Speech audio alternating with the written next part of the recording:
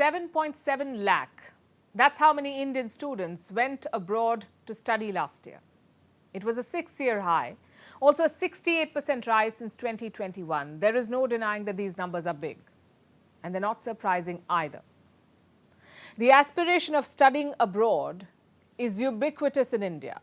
Whether we like it or not, it's a lifelong dream for millions. Many Indian families want to send their children to foreign colleges, and for this they make huge sacrifices sometimes. Many take big loans. Some even mortgage their homes or take loans against family jewelry because they see foreign education as a worthwhile investment. But what's the return on this investment? Well, that varies and conditions apply. In the best case scenario, the students find jobs abroad and do well. In the worst case, they don't even find the college seat they paid for. And that's happening to some Indian students in Canada. And we'll come to that. But let me also first tell you about a third scenario. They finish their education abroad, they return to India, but they don't find a job here. I'll show you the numbers. This is between 2015 and 2019. Only 22% of the students who studied abroad and returned to India were able to secure a job. So almost 80% of those students who returned could not even land a job. So foreign education can be a tricky investment. Which brings me to the story from Canada. Hundreds of Indian students have been left in the lurch. They began their overseas degrees in 2017 and 2018. By March this year, many of them had graduated. Some even got work permits. So they applied for permanent residency in Canada to become legal residents in the country in Canada and to work there. But instead of residency, they got letters of deportation. Do you know why? Because their college acceptance letters were fake. They may not have been aware of this, but all this while, they were illegal immigrants in Canada. What do you think happened here? The students had been scammed. They'd fallen prey to a fraudulent education counselor in Punjab. They were given fake admission letters in exchange for exorbitant fees. The students said they were wronged, so they protested for days.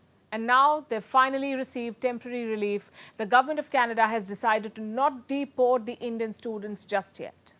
International students who are genuine applicants that came to Canada to study and were victimized by fraudsters will be given permission to remain in Canada.